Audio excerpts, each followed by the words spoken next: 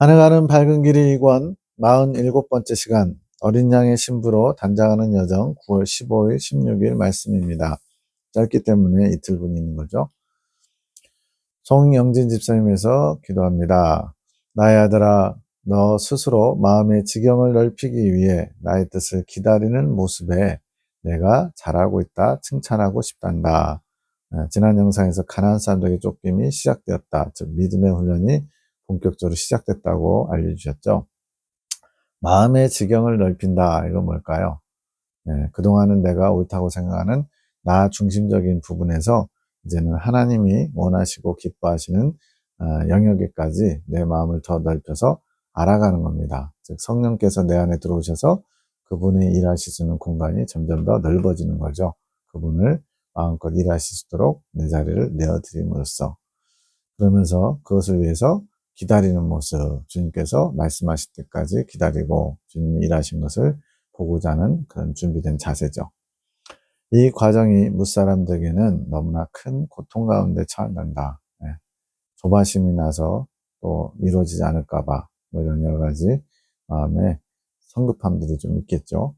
그러나 너는 내가 약속한 대로 기쁘고 신나고 즐겁게 나를 사랑하는 행복한 마음으로 꽃길을 지나가듯 갈 수 있단다. 이건 이제 기본적인 성향이 유쾌하대요. 송영진 집사님이 나하고 비슷하다 주님께서 인정하셨는데 유쾌한 사람의 특징이 뭐예요? 희락지파처럼 약간 그런 모습도 있죠. 그래서 행복한 마음으로 꽃길을 지나듯이 갈 수 있대요. 힘든 과정이지만 주님과 함께하면 그럴 수 있습니다. 그것이 너에게는 말할 수 없는 축복이란다. 그것만으로도 큰 감사의 마음을 가져보거라. 나 예수의 모습을 닮아간다는 것이 큰 기쁨이고 설레는 일이지 않겠느냐. 주님께서 작은 예수라고 칭해 주셨어요. 모든 일에 감사하고 예스하며 나아가면 주님의 뜻이 나타날 때 아직은 잘 모르겠지만 또는 이해가 되지 않지만 받아들이기 참 어렵지만 주님께서는 선하시고 의로우시고 진실하심으로 이루어지기를 소망하며 믿음으로 제가 화답하겠습니다. 아멘. 이게 예스하는 자세죠.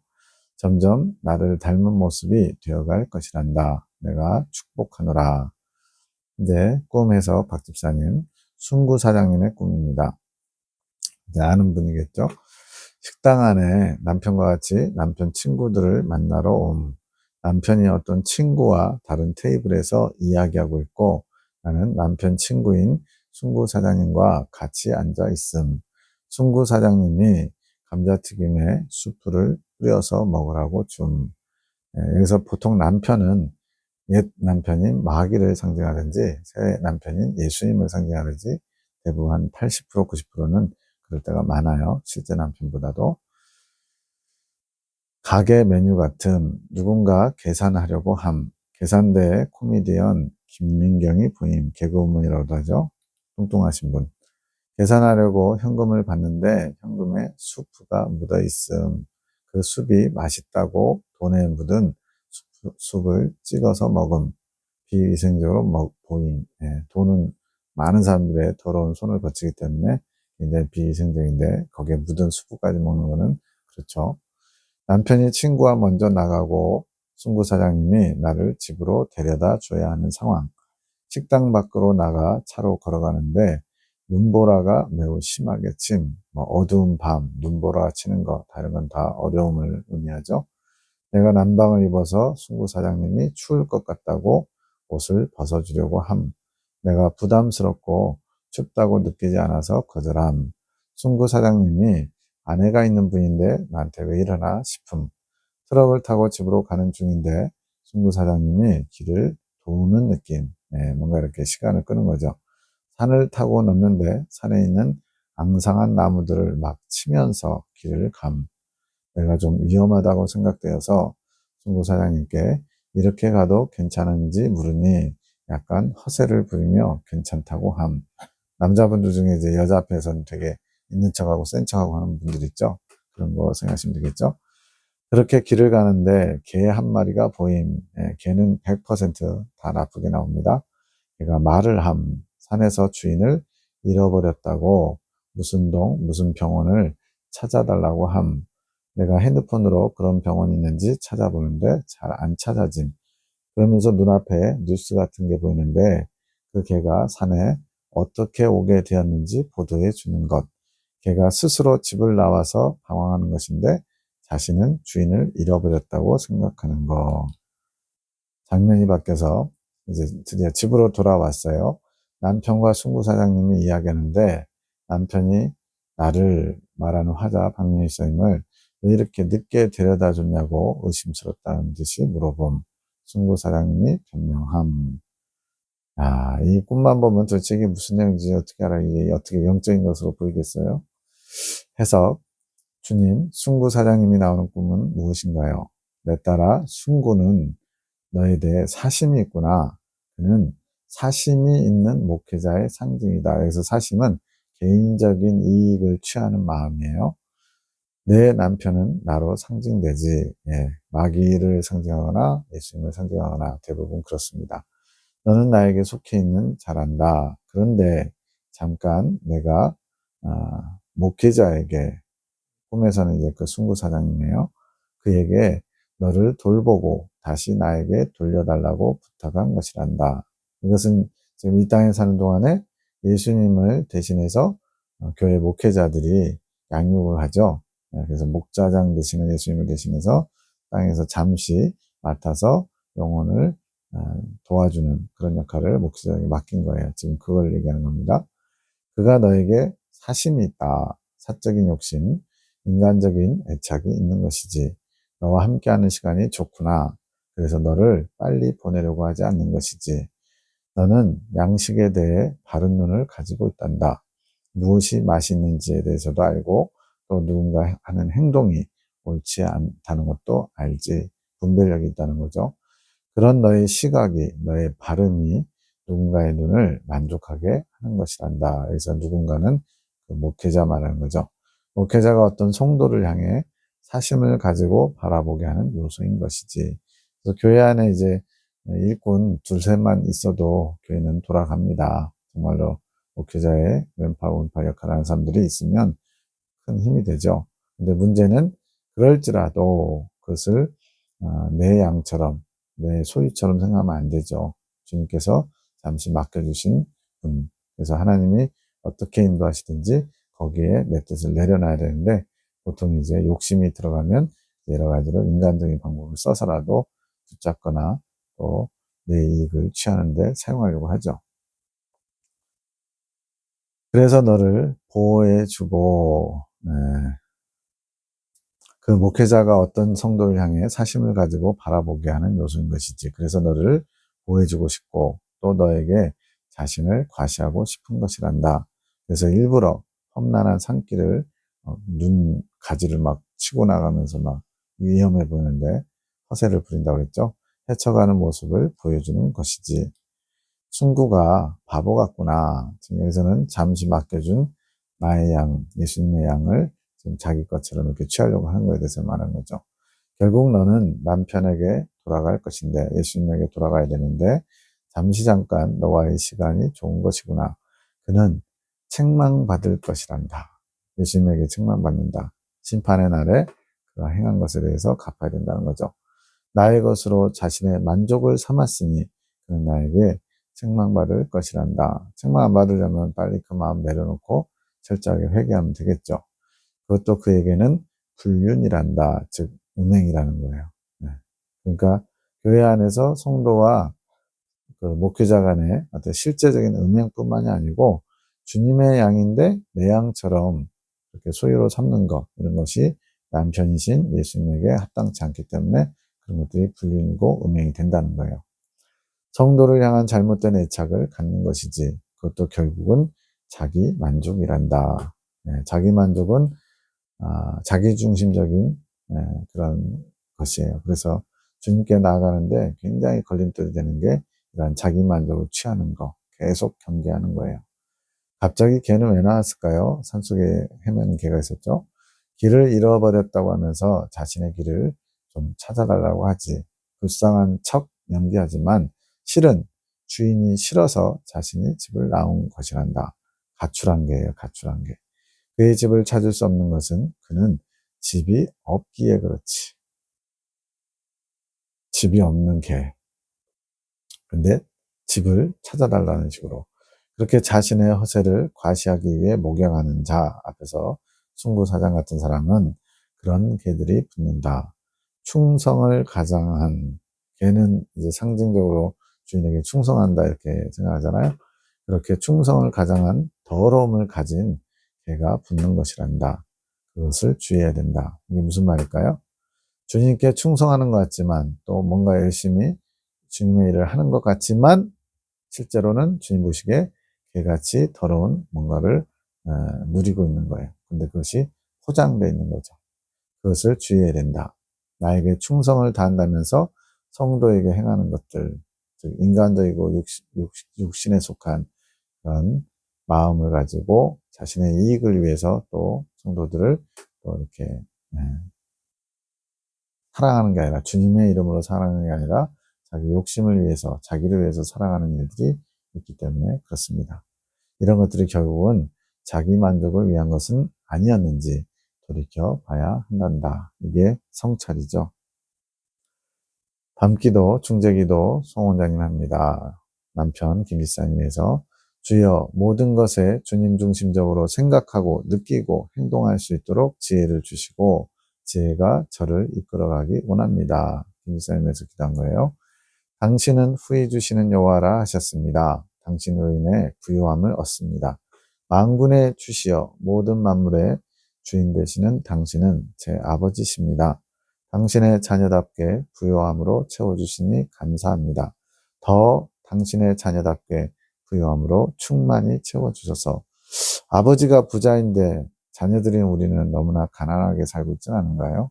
이 땅에서 물질적인 거 말고 영적으로 정말로 부요함을 평강과 기쁨과 만족과 감사를 누리며 살아야 되는데 너무나 궁핍하게 벌거벗고 굶주리고 이러한 영적으로 벌거벗은 모습은 아니지요. 당신이 사랑하는 큰아들을 축복합니다. 당신께서 크게 사랑하시는 아들을 그 누구보다도 당신의 지혜로 부유한 자가 되게 하소서. 그래서 지혜는 주님의 마음을 아는 것, 성령님의 운행하심으로 주님의 이끄심, 주님의 뜻을 보는 것, 이게 지혜예요. 이 아들을 통하여 부유한 아버지를 볼 수 있게 하소서. 왜 부유하다는 표현이 계속 나올까요? 하나님은 부유하신데 정작 그 아들은 그 부유함을 받아 누리지 못하고 있기 때문에 그런 거죠. 지혜가 부족해서. 나의 아들아, 나는 준비가 되었단다. 너에게 지혜의 보고를 열어놓았단다. 너의 열심으로 침례에 가는 것이란다. 하나님 편에서는 다 해줬는데 우리가 정작 그것을 못 누리고 사는 경우가 많다는 거죠. 내가 항상 나에게 이것으로 부족합니다 라고 말하지 않았느냐? 나도 너에게 말하고 싶구나. 아들아, 그것으로 부족하단다. 네, 그러니까 아들도 부모 되시는 주님에게 뭔가 아쉬워하고 주님도 우리를 보시면서 아쉬워하시고 서로 채워지지 못하는 거죠. 이거는 주님 편에 문제가 있는 게 아니라 내 쪽에 문제가 있는 거죠. 나의 진리에 대한 너의 침노가 부족하다고 말하고 싶구나. 지금은 너의 행실에 집중하기보다 어떤 도덕적이고 윤리적인 선을 행하는 그런 외적인 것보다 나의 진리를 더 침노해 가야 할 때란다. 그래서 계속 성경의 진리를 읽고 가까이 하라고 말씀하시는 거예요. 그것이 되어야 진리가 너의 행실까지 더 깊은 것까지 이끌어갈 것이다. 순서가 바뀌면 안 되는 거예요. 행실이나 외적인 모양에 치중한 게 아니라 먼저 내면적으로 하나님의 말씀의 양식을 채워야 그것이 깨달음이 될 때 이제 행실까지 바꿀 수 있다는 거죠. 진리 가운데 성령께서 운행하신단다. 그것이 성령께서 깨닫게 하시는 것이며 지혜니라. 진리가 없으면 성령께서 운행하셔도 조명할 말씀이 없으니까 깨달음을 줄 수가 없고 그러면 그것은 결국 궁핍하게 되는 거죠. 더 열심을 내어라. 하늘군대의 연합과 우리가 해야 할 연합이 채워져서 주님께서 이루실 연합을 시작하실 때가 됨. 여기서 연합을 이야기하는 거 마귀가 공격하는 방식이 있는데요. 각자 개인의 연약함을 공격하겠죠. 그리고 그것이 어느 정도 갖춰지면 이제 같이 함께하는 사람들, 동역자들의 사이에 분열을 조정할 겁니다. 그 분열마저도 이제 서로가 서로를 이해하면서 한 마음을 이루면 이제 외부의 사람들을 동원해서 그들을 공격하게끔 또 이렇게 역사하는 더 이제 마귀의 영역이 점점 더 바깥에까지 나가죠. 어쨌든 지금 여기 단계 하늘 군대는 그 안에서 하나됨, 한 목소리, 하나님을 향한 한 마음을 품는 것, 이것을 주님이 요구하고 계신 거예요. 9월 16일입니다. 꿈 해석 박집사님. 중식당, 우리로 말하면 중국집이죠. 머리카락 꿈. 어떤 건물 안인데 약간 어두운 분위기, 뭐 어두운 분위기, 캄캄한 밤, 폭풍과 몰아침, 뭐 이런 표현들은 다 영적인 것들을 말하는 거예요. 현숙 간사님, 이분은 이제 저희 교단의 신학교 사무관사인데, 보이고 학교 안에 어떤 행사가 진행 중인 것 같은 간사님과 일행들이 같이 식사하러 중국 식당에 감, 사람들이 삼삼오오 식당으로 모임, 음식을 여러 가지 주문해서 이제 그러니까 4명이 가면은 각자 따로따로 음식을 시킨 다음에 작은 접시, 앞 접시에다가 나눠 먹으면 되죠. 이렇게 소분해서 나눠 먹는데 내 자리에서는 손이 음식이 닿기에 좀 멀리 있음. 음식이 멀다 하면서 손을 뻗어서 음식을 먹음. 맛이 있음. 맛있대요. 누군가 내 앞에서 음식을 먹는데 음식에서 머리카락 긴 것이 나옴. 그럴 수 있죠. 내가 간사님에게 어떻게 하냐 하니 간사님이 식당 종업원을 부름. 종업원에게 우리 중에는 머리가 긴 사람이 없는데 이게 나왔어요. 머리카락이 나왔어요. 라고 말하니 종업원이 죄송하다고 하면서 본인이 머리가 길어서 그랬나 보다라고 함.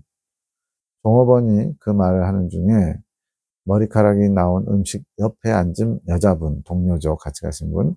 그분이 머리가 긴 게 보임. 아, 이거 종업원이 머리가 길어서 그 머리가 빠졌을 수도 있지만, 그 사람이 빠진 머리카락일 수 있겠다 싶은 거죠. 내가 상황을 잘 돌아보지 않고 말했구나 하는 생각이 실수한 거죠. 해석, 주님 오늘 꿈은 무엇인가요? 내 따라 음식을 먹는 것은 좋은 것이다. 항상 양식은 주님의 말씀의 양식과 연결됩니다. 신학교 학우들과 음식을 나눠 먹는구나. 내가 먹을 양이 많지 않은 것은 내가 신학교를 통해 얻는 양식의 양이 많지 않은 것이란다. 그러니까 신학교를 통해서 또 교단에서 성경의 핵심을 통해서 양식들이 공급되지만 근데 이제 그것이 이제 어떤 한계에 다다라서 풍성하게 영혼을 만족시킬 만한 그런 양식이 되지 못하고 이 예레미야 기도를 통해서 주님이 새롭게 공급해 주시는 그런 양식이 이 박 집사님에게는 더 풍족하게 하는 그런 양식이 된다는 거예요. 신학교를 통해서 얻는 만족감을 주는 양식의 양이 많지 않다. 너는 더 먹고 싶고 많이 먹고 싶지만 다른 이들에게 더 많이 돌아가는 것이 그 양식이다. 그러니까 신학교에서 만들어진 양식이 박 집사님이 아닌 다른 분들에게는 그래도 필요한 양식이 되지만 박 집사님에게는 정작 그렇게 많이 필요한 양식이 아니라는 거예요. 보탬은 되지만 너는 그 중에서 작은 양만을 내 분량으로 먹게 되는 것이지 그것이 내 입에 꿀같이 달구나 맛있음 나왔었죠. 그런 양식이란다.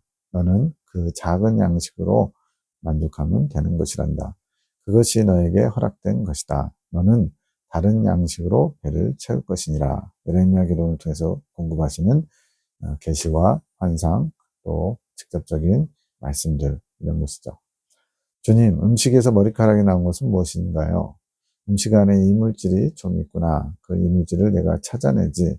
그것에 대해 현숙이가 신학교 간사요. 종업원을 불러 이야기하는구나. 그녀가 좀 그렇다. 이제 뭔가 잘못된 게 있으면 직설적으로 먼저 얘기를 하는 스타일이라는 거죠. 아닌 것은 아니라고 말하지. 그런데 조금 조심성이 없구나. 너도 그렇지. 그 머리카락, 즉 양식을 오염시킨 것이 식당 자체의 문제인지 아니면 음식을 먹는 과정 중에 너희가 야기한 문제인지 옆 사람이 떨어뜨린 것인지 그걸 깊이 생각하지 않고 판단해 이야기한 것이란다. 그러면 안 된다. 내가 너희에게 주는 양식은 좋은 것이다. 앞에서도 나왔었죠. 그 양식이 전달되는 과정에서 오염이 되었는지 아니면 너희가 먹는 과정에서 오염이 되었는지 아니면 그보다 더 이전에 만드는 과정에서 오염이 되었는지는 잘 모르는 일이란다. 그 오염된 결과를 가지고 섣부르게 판단하지 말라는 것이지. 쉽게 말하면 이제 성경 말씀이 있고 그 그 말씀을 이제 목사님들이 본문으로 선택해서 설교를 통해서 양식을 먹여줘요.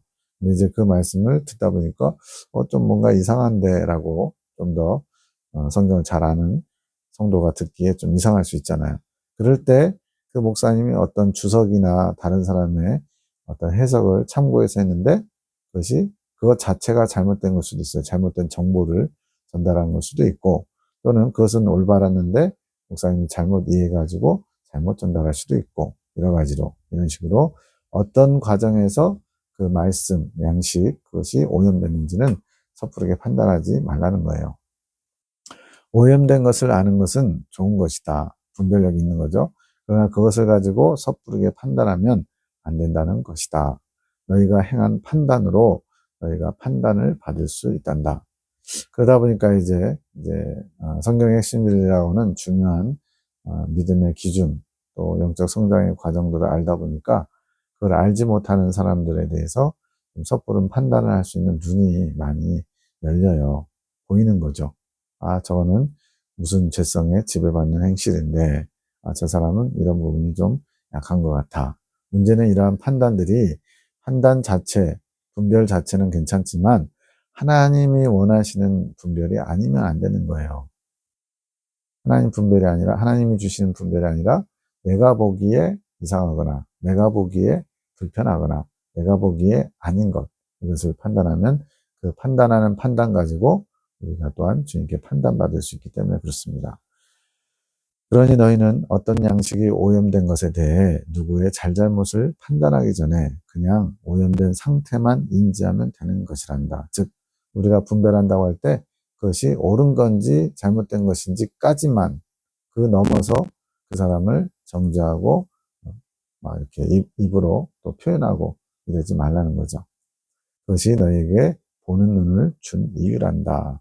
분별할 수 있는 눈은 필요해요. 근데 그것이 죄를 짓는 데까지, 또 하나님의 뜻을 거스르는 데까지 나가면 안 되는 거죠. 판단은 유익이 없느니라. 또 다른 꿈입니다. 위임식 꿈. 누군가가 위임식을 하는 것 같은, 형님이 총무인데 그 총무 역할을 어떤 남자에게 위임한다는 것. 그 남자에게서 시아버님의 느낌이 났음. 이 위임식 꿈은 무엇인가요? 환상처럼 거의 되게 짧게 나왔네요.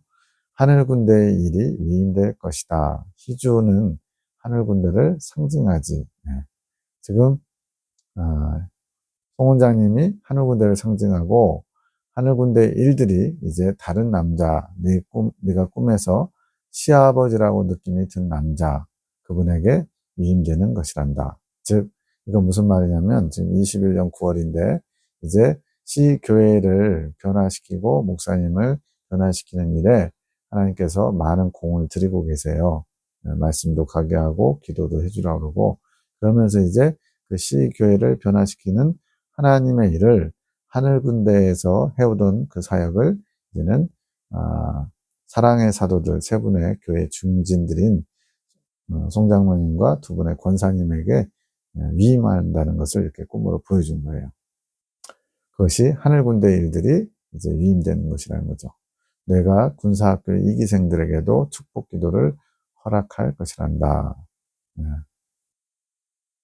각자가 통변으로 나의 기도, 하늘의 기도를 알아가 땅에 뿌리거라. 나의 시교의 영혼들 하나하나를 위해 그 기도를 펼쳐가기를 내가 허락하노라. 그러니 각자 내 음성 듣기에 열심을 내거라. 하늘군대의 기도가 시교의 용사들에게도 이어지게 할 것이니라. 여기서 시교의 용사들은 사랑의 사도들, 마지막 때 나의 용사들, 이권 책자의 주역이라고 할 수 있는 세 분의 군사학교 2기 권사님과 장로님을 말하는 겁니다. 밤기도 송 원장님이 중재기도합니다. 남편 김집사님 위해서, 주여, 당신께서는 저희를 당신의 도구로 임명하셨습니다. 당신께서 사랑하는 잃어버린 양들을 찾으시고 먹이시고 저희를 도구 삼으셨습니다. 이게 하늘군대 예레미야 기도원을 설립하신 목적이죠. 당신께서 직접 그 양들을 당신의 품으로 이끄시고자 저희를 통하여 당신을 드러내십니다. 저희는 당신의 도구입니다. 도구다워야죠. 그걸 위해서 깨끗이 자기를 관리해야 됩니다. 저희 참 목자이신 당신을 드러내어 당신의 뜻을 이룰 도구 드립니다. 당신의 뜻을 마음껏 이루소서. 참 목자가 되시는 당신을 사랑하고 송축드립니다. 당신의 큰아들을 축복합니다. 당신의 소통의 통로, 당신을 만나는 도구를 잘 사용할 수 있도록 지혜를 주옵소서. 그래서 이제 김 집사님은 주님께 받은 사명이 영혼 치유예요. 치유의 은사. 그래서 육체의 치유와 영혼의 치유와 같은 그걸 통해서 개인적으로는 더 주님과 만나고 더 가까워지는 거죠. 아시지 않습니까? 그가 당신을 사랑하며 당신의 마음을 알기 위해 당신의 뜻에 순종하기 위해 노력하고 있지 않습니까? 당신의 피조물 아닙니까? 그의 모든 것을 당신께서 잘 아시지 않습니까? 나보다 나를 더 잘 아시는 하나님이시죠. 특은을 베푸소서. 그는 모든 걸 당신께 드리며 당신을 바라고 있습니다. 이제 한라산 석축도 나의 기업이다 주님께서 말씀하셔서 처음엔 거기에 동의 안 되고 막 그랬었거든요. 근데 이제는 주님의 것으로 다 내어드린 게 되고 남편도 자식도 모든 것을 다 주님께 내어드리는 그런 상황이죠.